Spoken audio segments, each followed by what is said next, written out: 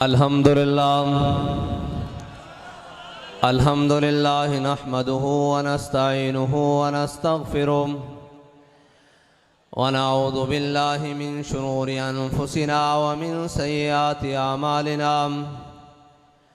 من يهده الله فلا مضل له ومن يضلله فلا هادي له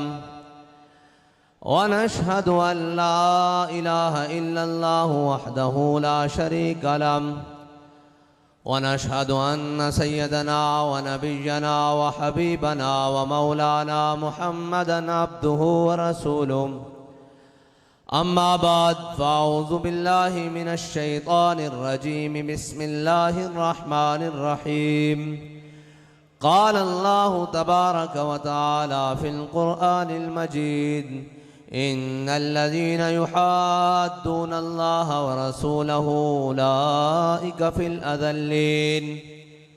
صدق الله العظيم وصدق رسوله النبي الكريم الأمين إن الله وملائكته يصلون على النبي يا أيها الذين آمنوا صلوا عليه وسلموا تسليما الصلاة والسلام عليك يا سيدي يا رسول الله وعلى آلك وأصحابك يا سيدي يا حبيب الله الصلاة والسلام عليك يا سيدي يا رسول الله وعلى آلك وأصحابك يا سيدي يا خاتم النبيين بندہ پروردگارم امت احمد نبی دوست دار چار یارم تابع اولاد علیم مذہب حنفی دارم ملت حضرت خلیل خاک پائے غوث اعظم زیر سایہ ہر ولی صدیق عکس حسن کمال محمد است فاروق ذل جاہ و جلال محمد است عثمان ضیاء شمع جمال محمد است حیدر بہار باغ خصال محمد است صلی اللہ تعالی علیہ وسلم جس سہانی گھڑی چمکا طیبہ کا چاند اس دل افروز ساعت پہ لاکھوں سلام فتح باب نبوت پہ بے حد درود ختم دور رسالت پہ لاکھوں سلام یعنی اس افضل الخلق بعد الرسل ثانی اسنین ہجرت پہ لاکھوں سلام سایہ مصطفیٰ مایہ اصطفاء سناز خلافت پہ لاکھوں سلام وہ عمر جس کے آدھا پہ شہدہ سقر اس خدا دوست حضرت پہ لاکھوں سلام ترجمان نبی ہم زبان نبی جانشان عدالت پہ لاکھوں سلام معزز سامعین محترم ہمارے امام نے حضرت جناب فاروق اعظم کی شان بیان کرتے ہوئے فرمایا ترجمان نبی ہم زبان نبی اسلام کی جب بھی بات آئی نا تو فاروق اعظم رضی اللہ تعالیٰ عنہ نے ایک کام کیا کہ حضور سید عالم صلی اللہ علیہ وسلم کی اس بات کے اوپر مہر لگوانے کے لیے سامنے سے دوسری بات کی اور اسی لیے حضرت فاروق اعظم نے میرے آقا و مولا صلی اللہ علیہ وسلم کے سامنے تورات کے صفحے پڑھے تھے وہ پڑھے اس لیے تھے کہ قیامت تک کے لیے مسلمانوں کے لیے ایک پیرامیٹر ایک اصول طے ہو جائے کہ مسلمانوں کی فلاح کی راہ ہے کیا میرے آقا و مولا صلی اللہ علیہ وسلم کے سامنے جب حضرت فاروق اعظم رضی اللہ تعالیٰ عنہ نے تورات کے صفحے پڑھے نا تو میرے آقا و مولا صلی اللہ علیہ وسلم کا چہرہ انور کا رنگ متغیر ہو گیا حضور کو جلال آ گیا حضور نے جب حضرت عمر کو تورات کے صفحے پڑھتے ہوئے دیکھا تو فرمایا عمر میرے سامنے تورات پڑھتے ہو اگر آج موسیٰ بھی ہوتے تو میرے پیچھے چلے بغیر گزارا نہ ہوتا یار بتاؤ کہ جناب عمر حضور کے سامنے تورات کے صفحے پڑھیں تو حضور فرمائیں جناب موسیٰ بھی ہوں تو میرے پیچھے چلے بغیر گزارا نہ ہو تو حضور کی امت ہو حضور کا کلمہ پڑھنے والے ہوں پھر وہ ملک جس کو لا الہ الا اللہ محمد رسول اللہ کی بنیاد پر حاصل کیا ہو کیا وہ ملک حضور کے نظام کے بغیر چل سکتا ہے کیا وہ ملک حضور کے نظام کے بغیر ترقی کر سکتا ہے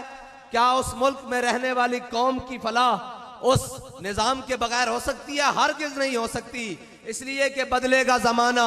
لاکھ مگر قرآن نہیں بدلا جائے گا ہے قول محمد قول خدا فرمان نہیں بدلا جائے گا جو میرے آقا و مولا صلی اللہ علیہ وسلم نے ہمیں اصول دے دیا اسلام کا نظام کا اب قیامت تک کے لیے، جب تک یہ دنیا آباد ہے، جب تک یہ حکومتیں قائم ہوتی رہیں گی، مسلمانوں کی فلاح حضور کے نظام میں ہوگی، اور حضور کے فرمان میں ہوگی، اور قرآن میں ہوگی، اور قرآن کے اسلوب میں ہوگی، حدیث میں ہوگی۔ وہ پھر کے گلی گلی تباہ والی بات ہے، جہاں مرضی چلے جائیں، جیسے مرضی چلے جائیں، جو مرضی کر لیں۔ اچھا مجھے بتائیں کہ قوم آج مشکل حالات میں ہے، قوم پاکستان آج مشکل حالات میں ہے، تو یہ بتائیں کہ قوم اور پاکستان کے ساتھ مشکل حالات میں کون کھڑا ہے؟ لبیک والوں کے علاوہ کوئی کھڑا ہے؟ آج بلوچستان کی سرزمین پر قدرتی آفات اور جناب سیلاب نے لپیٹ کے رکھ دی ہے ہر چیز، اور آپ اور میں دیکھ رہے ہیں، لیکن قوم کے ساتھ کون کھڑا ہے؟ لبیک کے نوجوان۔ میں یہ پوچھتا ہوں کہ مشکل وقت میں جس کے ساتھ کھڑا ہوا جائے، دنیا کا اصول ہے تو اچھے وقتوں میں اسے یاد رکھا جاتا ہے، لیکن قوم کو یاد ہے وہ رنگیلے، وہ فراڈیے، وہ بدکماش عیاش، جو آج بھی جناب اس چکر میں لگے ہوئے ہیں کہ سیلاب کی آڑ لے کر، اور ملک کے اوپر، قوم کے اوپر مشکل وقت ہے، اس کی آڑ لے کر پیٹرول کی قیمتیں بڑھا لو، کوئی نہیں پوچھے گا تمہیں، کوئی پوچھنے والے وقت گزر چکے ہوں گے، ہاں تم سے ہر بات کا حساب لیا جائے گا، اور وہ وقت دور نہیں ہے جب انشاءاللہ ہمارے ہاتھ تمہارے گریبان کے اندر ہوں گے، اور ہم تم سے یہ پوچھیں گے کہ جب، اور ہر اس سے پوچھیں گے کہ جب عاشقان رسول کا خون روڈوں کے اوپر بہہ رہا تھا، تو وہ جو اپنے آپ کو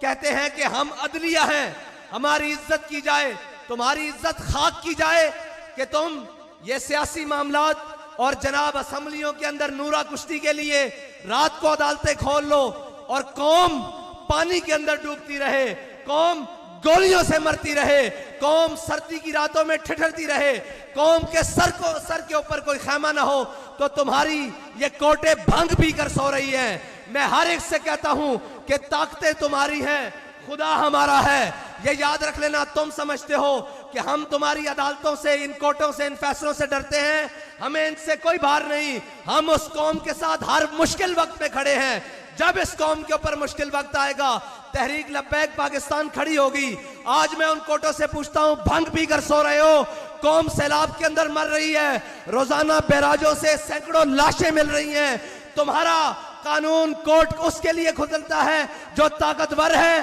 کمزور اور مظلوموں کے لیے تمہاری کوٹیں آدھی رات کے وقت نہیں کھلتی۔ تمہیں اس وقت چابی والے کھلونے بنے ہوئے ہو کہ جب تمہیں چابی دی جائے تم قوم کے جناب مسیحا بن کر کوٹے کھول کر فیصلے دو۔ اور اس اسٹیبلشمنٹ سے میں پوچھتا ہوں کہ آج کہاں گئے وہ ہیلی کاپٹر؟ تمہارے وہ ہیلی کاپٹر ان جناب مظلوموں کو پانی سے، ان ناصروں کو پانی سے کیوں نہیں نکال رہے؟ وہ جناب اس لیے نہیں نکال رہے کہ تم ان گرم اور تمہیں کیا خبر کہ قوم کی اس وقت کیا حالت بن چکی ہے؟ تمہیں اس سے غرض ہے کہ تمہاری عیاشیاں سلامت رہیں۔ حکمران وہ نہیں ہوتے کہ جو اپنی عیاشیوں، وہ ہوتا ہے جو 36 لاکھ مربع میل کا حاکم ہو، اور جناب کہے کہ اگر دریائے